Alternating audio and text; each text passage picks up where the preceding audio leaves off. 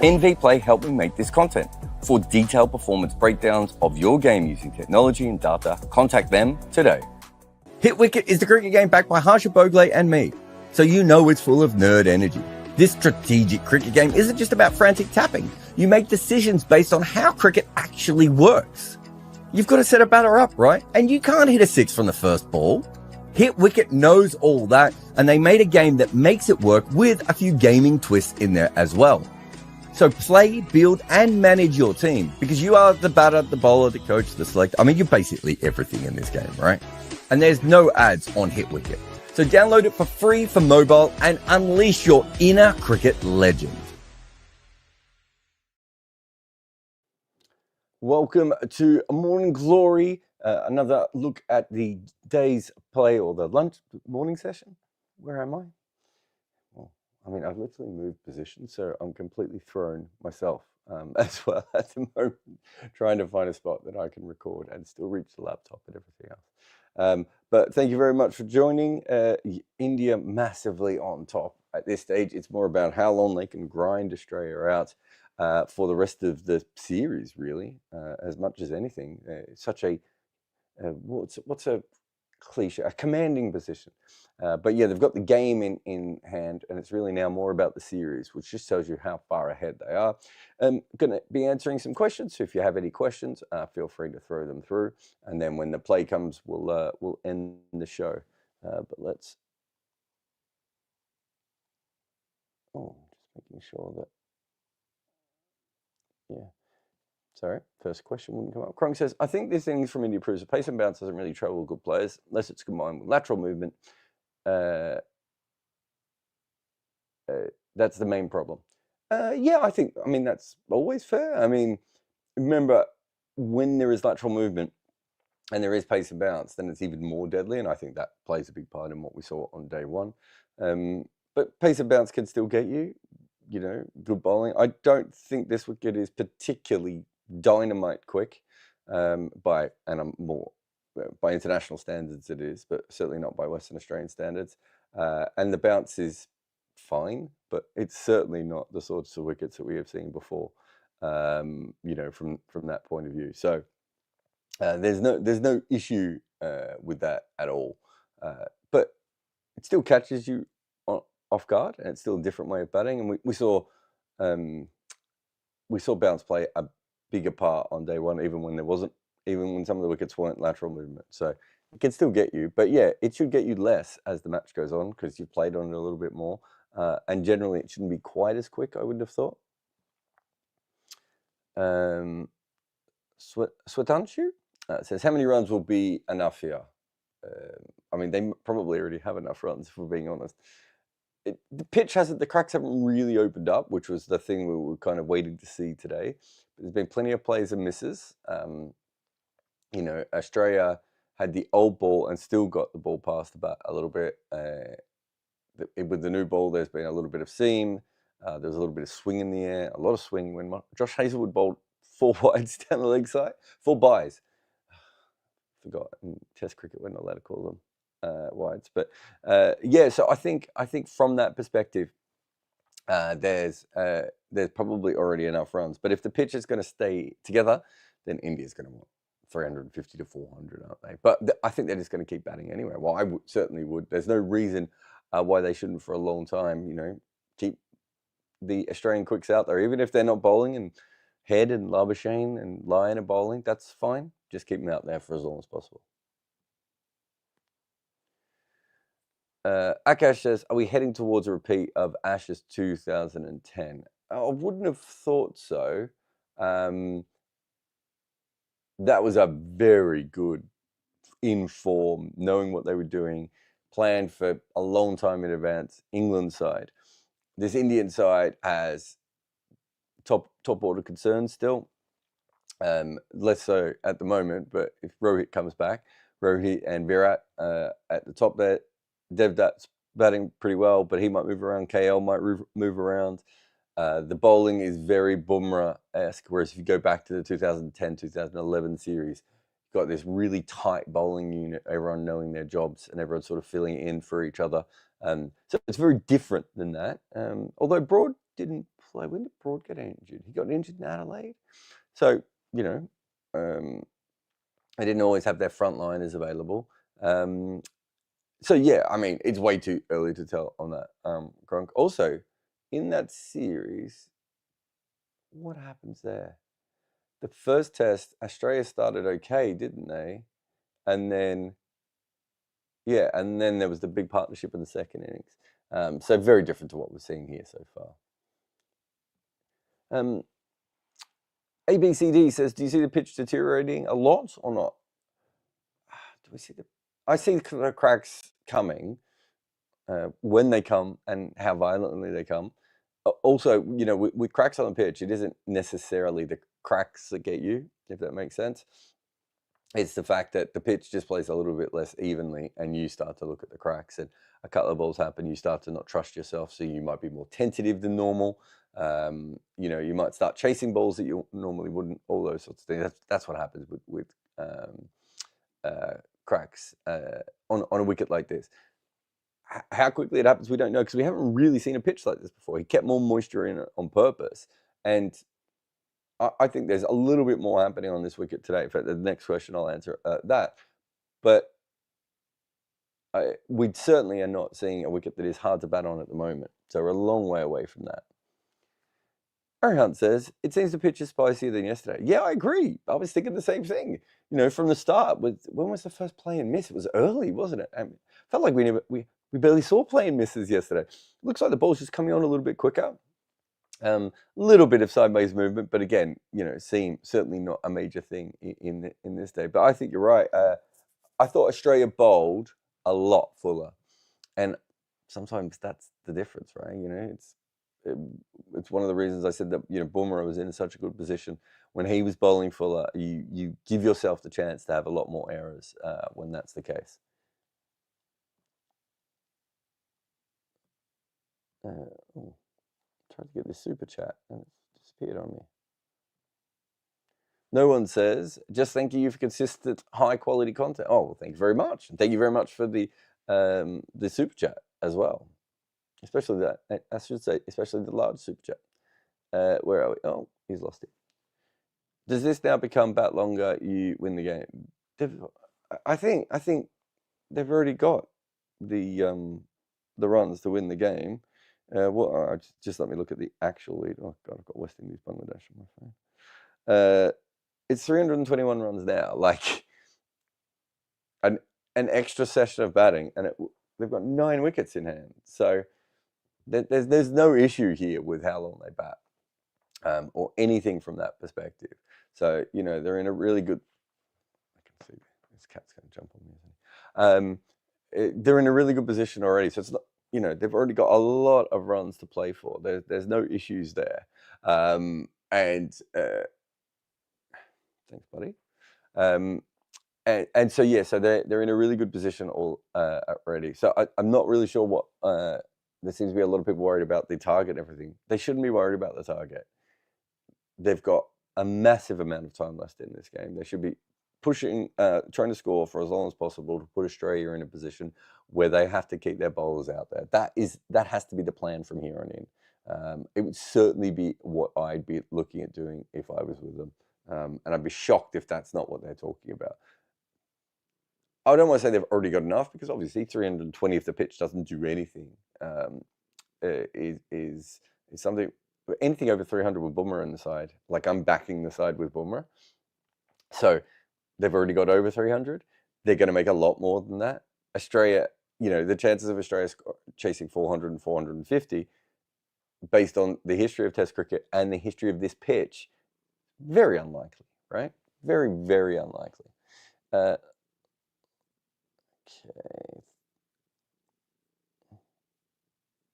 See if I can find some more. Actually, I'll take a quick break here, and then I'll come back in a minute. Actually, no, I won't do that. That's a good question here. Try and get a few more. Lone says, thoughts on Marnus bowling faster than Hazlewood? I think we have to understand that, I mean, Hazlewood's took a bunch of wickets in the first innings and bowled really well. I don't think he's bowled as well in the second innings. You know, partly, I suppose, you know, the ball hasn't seemed as much, but he just hasn't looked as good.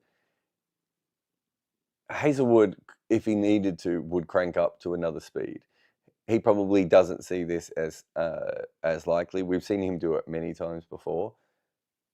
Marnus is trying to bowl at the very top end of his pace almost every delivery. He still bowled a bunch of balls like at 125, 128, right?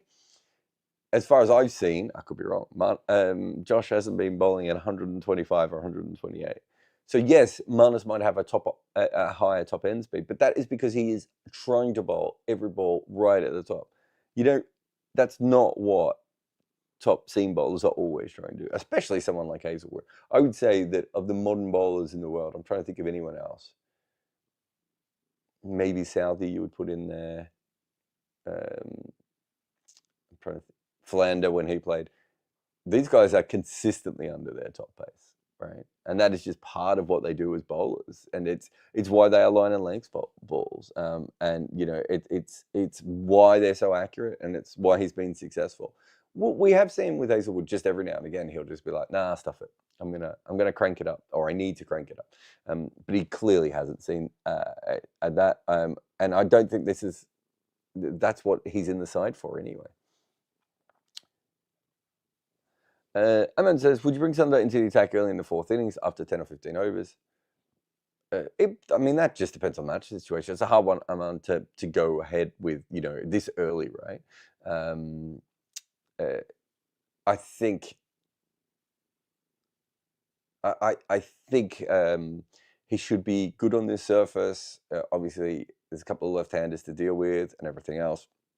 I'm really interested to see how he bowls, actually, just in the fourth innings. There's going to be extra bounce for him, which should help the way he bowls and everything else. Lyon hasn't been whacked out of the attack or anything along those lines. But yeah, it probably more depends on what the wicket is doing at that stage, what the game situation is. Soam says, many teams seem to have slipped quite a bit when it comes to the skill of bowling 20 overs in a day. Many teams bowl, despite being stronger than ever. Is it because of overtraining for the white ball? It's funny you say that. If you go back, and this is a really hard thing to be able to work out, but if you go back into Test cricket in the 80s, 90s, 70s, probably into the early 2000s, you have a lot of Paul Collingwood, Jonathan Trott, Craig McMillan, like bowling that is not even bowling for wickets. A lot of batters bowled a lot more. And now what modern teams have worked out is that those overs are kind of a bit of a waste. And you're much better off using your frontline bowlers and everything else. But because of that, we are pushing bowlers in back-to-back tests in a way that we haven't before. So there's been a real emphasis on 5-person bowling attacks where possible.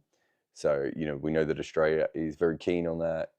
India obviously has it naturally. England has had it quite naturally with Ben Stokes. West Indies had it with Jason Holder, et cetera, et cetera. Teams who have the ability to be able to do that. We are asking bowlers now to probably bowl more, what would you call them, frontline spells. So there isn't as much chop-out bowling, and there isn't as much times when we bring a fast bowler on now to just hold for 3 overs. Like when a fast bowler comes back on, they are specifically, we're pushing them to the max. So I think the way that bowling is happening in Test cricket is very, very different. Shawshat says, can this match end in a draw? I think the draw was 700 to 1 at one stage in this game, if I'm not mistaken.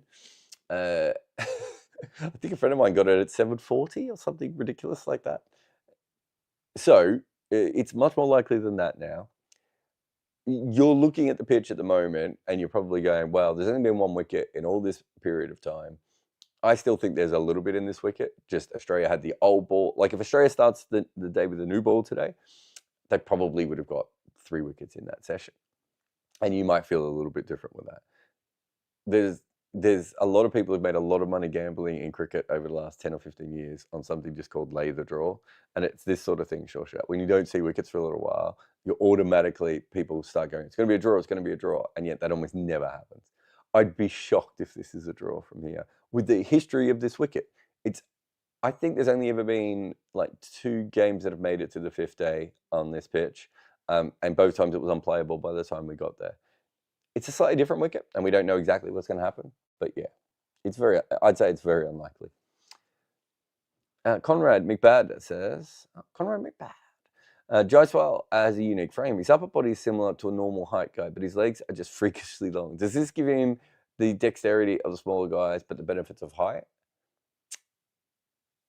So I'm trying to think of what you would want. I did this with wicket keepers a few years ago. Essentially, wicket keepers, what you want is is small, powerful legs and incredible what do you call it? Arm length, wingspan. I'm not sure how it will work with batters. I suppose you want shorter arms, perhaps, and longer legs. So maybe you're right, Connor. But Conrad, sorry. I'm going to be honest. I haven't thought about it that much, so I'm not sure I can give you a great answer on that. But I get your point, and it makes some sense. Do we need specific measurements? The problem with that is you then become like American sports, where they get absolutely obsessed with all these random measurements of people, and it's like, yeah, like I get it, but it doesn't tell you everything. Sartak says, before the start of the series, experts said if India loses Perth, it will be difficult for them to bounce back. Will it be the same for Australia? I thought the biggest problem for India was going to be that you're playing in Perth and then Adelaide. And Australia with the pink ball is just so much more experienced than everyone else and very dominant with the pink ball. So I thought that was India's big problem. So there's still a chance that India win this test and lose the next test, which is fine for the series. But, not ideal for India. Australia, just like, if you go back to the video on how to beat Australia, India is ticking like almost every box, that I was mentioning there. And because of that, they're playing very good cricket. But the Adelaide test is the one that is very different from that point of view. So it doesn't mean that, India look confident again now. After New Zealand, what a turnaround this is, right? But it's very different challenges in the next game. Having said that, if the pink ball does nip around quite a bit, and Bumrah's very good with it as well, that Australian top 4 still looks really rough to me. So, maybe it gives Australia a chance of bouncing back straight away, but it also gives India a chance of going up against an Australian top order who is just doesn't look like it's made for runs at the moment. Thank you very much for another lovely super chat there. What else have we got here?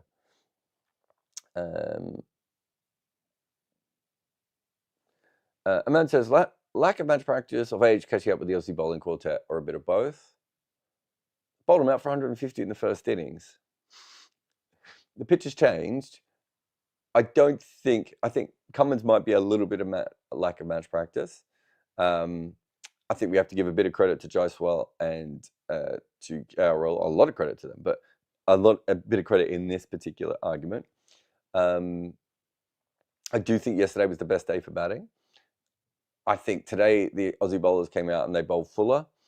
They bowled shorter and fuller, if that makes sense. And they've given themselves, well, I haven't gone back and looked at numbers, but it just felt to me like a lot more plays and misses than we have been seeing. So they put themselves back in a good area after a tough day, on their 3rd bowling day of the test. So I'm not too worried about the age or anything like that. Cummins just doesn't look in as good as form to me as he has in a while, if we're being honest. Why does that ever let me just do that? Genius says, how much has the white ball helped in tests, especially with attacking bowling? Random. Okay, so I think bowling with the white ball has helped in a couple of ways. It's helped people manipulate the ball quite a lot more, which is Bumrah is an extreme example of that. But I think with a lot of bowlers now, just feel a lot more comfortable with many different kinds of deliveries, because in white ball cricket, you're trying different kinds of deliveries quite a lot. I think the big thing is accuracy for fast bowlers. It's very hard in white ball cricket to not be accurate if you're fast. And, I did a podcast on this with Steve, I think it was Steve Harmison. Yeah, I think it was Steve Harmison, where he was just saying that like his kind of bowling doesn't really exist much anymore, because in white ball cricket, you just get smashed. And so, we see these fast bowlers coming through now, and it's very rare that, what one of my favorite things is, if you go back and you watch cricket from the 80s and 90s and 70s as well, look how many cut shots there are. We don't see many cut shots anymore. And the reason is there's no room. Part of that is wobble ball dependent, and bowlers have changed their lines and their length. But we just don't see the short and wide balls as much. If anything, we see the uppercut now, and that shot is played because of how straight the ball is. So we see a completely different kind of cricket. And so I do think there's a huge change from white ball things. And what's interesting to me is that white ball cricket is ruining batting, according to everyone. And I think it's changing batting. Whether it's ruining batting is a different conversation, probably for a piece between the tests. But we're not talking about the advantages of white ball cricket for bowling and other things. And it might not be an advantage for spin as much. There's so many different elements of that, and we don't always look at it. How do I rate Rudraj, Abhishek Sharma? I think Abhishek Sharma is incredible. Patidar, I'm a huge fan of Patidar, especially against spin. I don't know about in the test team for any of those guys. But it's just, I'm in the middle of another test. I can't really go all the way there. Where are we? Ranjiv says, if not Pat, Hayes and Starkey, then who? They're not going to drop those guys. Obviously, Boland's in the squad. He's the most obvious one to come in. I would have to have a look at the top bowlers in Shield cricket, because I would have to have a look at who's actually fit at the moment, which is always a tough one. It's not, it's not always the best. They would want Jai Richardson is the bowler that I think they've missed out on for a long period of time.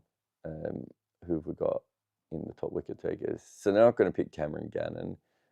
Jackson Bird's been and gone. I can't see McAndrew or Fergus O'Neill. Is it Fergus O'Neill?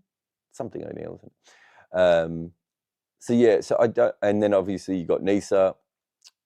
To be honest, everyone's kind of taking wickets because it's been, because of things that I've been talking about for a long time now. So yeah, I would say that Boland is the change if they're going to make it, but they bowled them out for 150 in the first innings, guys. It's not been good conditions, but you're talking about them bowling on the day that it hasn't gone their way. When it was a batting day yesterday, they bowled fine again today. So I don't think we can go a bit crazy there. Yeah, I've got a bunch of super chats, but not everyone seems to have put it in.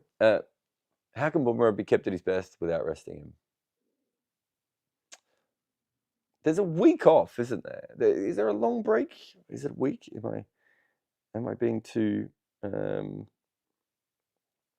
ridiculous? I've got a feeling I've got days off. I should know my own days, right? But I never do.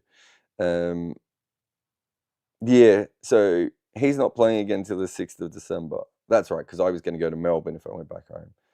So he's got a break there, and then that game finishes on the 10th, and the next one starts. So they've got the back-to-back, and then there's another break in between. So there's a couple of week breaks here. They might still feel more confident in him playing 4 tests than 6. They certainly don't want him to play 6 in this series. They might be more confident with him playing 4 tests than 5. But it's all going to depend just quite a bit on how they think about these things, right? And how it goes ahead, where the series is going. But I don't think they'll want him to play 5. I mean, I certainly wouldn't. I'm just seeing that there's a bunch of others. I will try and get to them as well. Given the low order for both teams is at par, and in the middle order it's slightly stronger, the only way Australia can do anything in this series is if their top order really come to the party. Got to come to the party, Chitra. Everyone's got to come to the party. Australian middle order, Head and Marsh, and Carey versus Sundar. Is the Indian middle order all that much better? I think where do India bat to? I mean, Australia probably has slightly more batting till 9-ish, I suppose. Yeah, so it's the lower end. The middle order is Australia's strength. And I said that coming into the series, so I'm not quite sure where you are with this. But I think it's going to be very hard for Australia to win if they don't get any runs out of their top 4. And their top 4 was my main concern. I mean, the bowlers a little bit as well, but my top 4 was certainly my main concern coming in. Is it time to blood Richardson and Johnson? No, not in the middle of a major series when their other bowlers have just taken a team out for 150. No.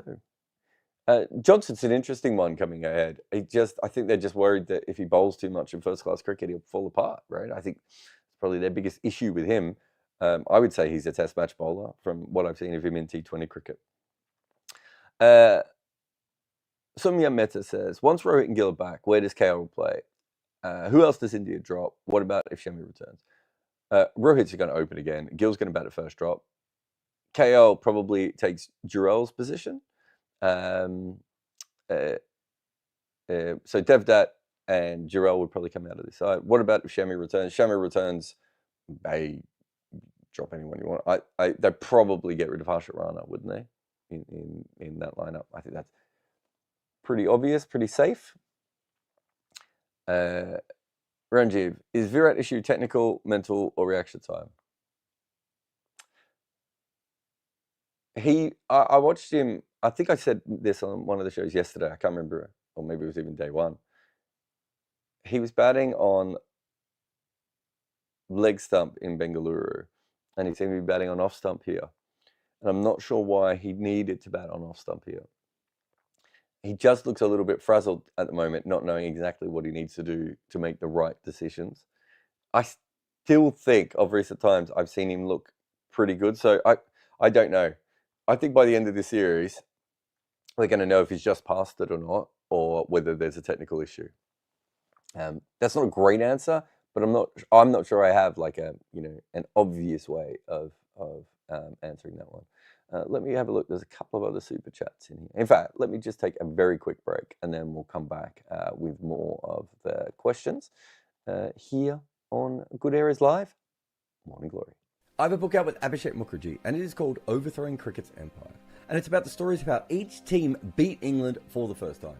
We go all the way back to the demon Fred Spofforth getting annoyed at W.G. Grace for acting a little bit like Alex Carey. And then we come all the way to present times with Rashid Khan's England's redemption. We cover every single team to beat England in a major international, but we also talk about the incredible stories like the barefoot basher from Fiji that almost played for New Zealand. In fact, this book is full of tales like that. Like how Pakistan lost a top batter after he was on the run from an angry husband of a movie star he was having an affair with. And also how one future captain of his nation realised he might have to go out and bat at Lords and that he didn't own his own pads. Cricket was used as a tool by the Empire, but what happens when those nations grow up and get good at it? Find Overthrowing Cricket's Empire on Amazon today. All right, welcome back. Ben says, from where are you doing this and what's the time right now? It is 4:58 a.m. At the moment. I'm in London. So these are the two tests I was going to come out for. I hadn't been to Perth Stadium before, so I really wanted to do it.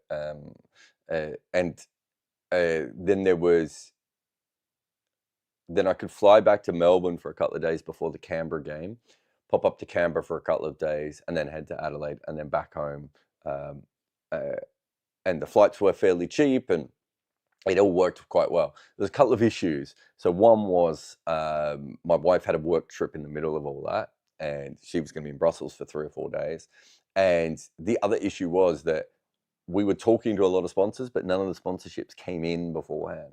And so if I go out and I spend all that money and a sponsorship doesn't come in, we're in an awkward position. You know, I run my own business.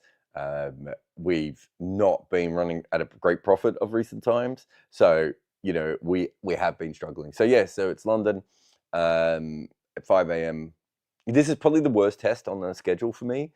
The 4 a.m. starts for Adelaide are not too bad, and the midnight-ish starts for the Eastern games are not too bad. But specifically, this is the one that gets me the most. The problem is, I was talking to my wife about this, you can schedule in sleep, but it's very hard to schedule in sunlight as well, right? So I'm sleeping in shifts at the moment. I'm sleep a couple of hours after I do all my work.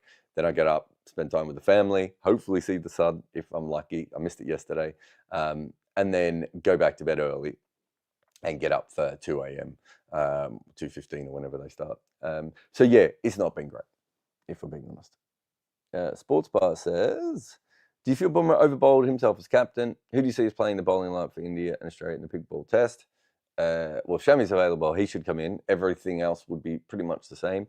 I felt that they bowled themselves too long in that first session against the tail yesterday, Bumrah and Harshit Rana. So I don't think he overbowled himself, but yeah. Samba Brizza says, thoughts on Devdutt Padikal's innings? Scoring options seem limited. Or is there going to be extra defensive, some grind ball? I think he just realised that it was that was coming up to the new ball, and he's been batting in that way. He's fine. I think he is a slightly more limited player than some of the others. Nothing wrong with that. That's a normal thing in Test cricket. Shuyanch says, most alarming is the body language, undercooked and demoralised. Where is the aggression? Day one, shaking hands, smiles. Shit, Aussies shouldn't play like the Kiwi. This keeps coming up. Where were people saying this when Australia won the World Test Championship, the 50-over World Cup and the 20-over World Cup, when they were the exact same players, again, being really nice to the opposition? They won 3 different titles doing this. It's just nonsense. I'm sorry, it's utter nonsense. This whole idea of, there'll still be sledging going on out there. There'll still be all that sort of stuff. They're not playing very good cricket. That's why they're behind in this Test match. It's not about them being friendly. And there was one here from, here he is. Last one, and then they're out on the field. Has your prediction changed with India dominating at the moment? I think India is winning this series 3-2 or 4-1. I'm not going to change my prediction massively at the moment. I think I went 4-1, and then with Shami looking like he was going to be fit, I went back to Australia winning 3-2. If Australia can't get anything out of their top 4, they could easily lose, right? This is why predicting is so hard. Everyone predicted India would win 2-0 or 3-0 against New Zealand, and it was completely flipped. Everyone would have had it. Pakistan is losing that series against England. We've had some really wild results. The way the series is playing out at the moment, based on what Australia having batted once, put it this way: in the first innings, when Australia was bowling out India for 150, no one was sitting there going that it would be 4-1 to India.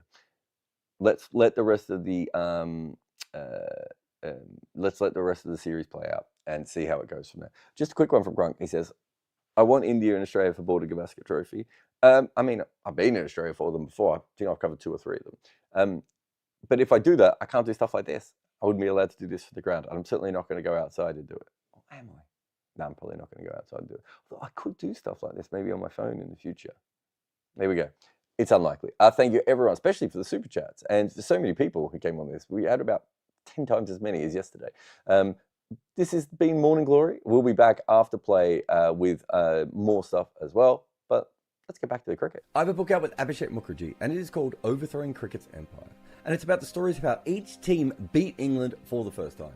We go all the way back to the demon Fred Spofforth getting annoyed at W.G. Grace for acting a little bit like Alex Carey. And then we come all the way to present times with Rashid Khan's England's redemption. We cover every single team to beat England in a major international, but we also talk about the incredible stories like the barefoot basher from Fiji that almost played for New Zealand. In fact, this book is full of tales like that, like how Pakistan lost a top batter after he was on the run from an angry husband of a movie star he was having an affair with, and also how one future captain of his nation realised he might have to go out and bat at Lords and that he didn't own his own pads.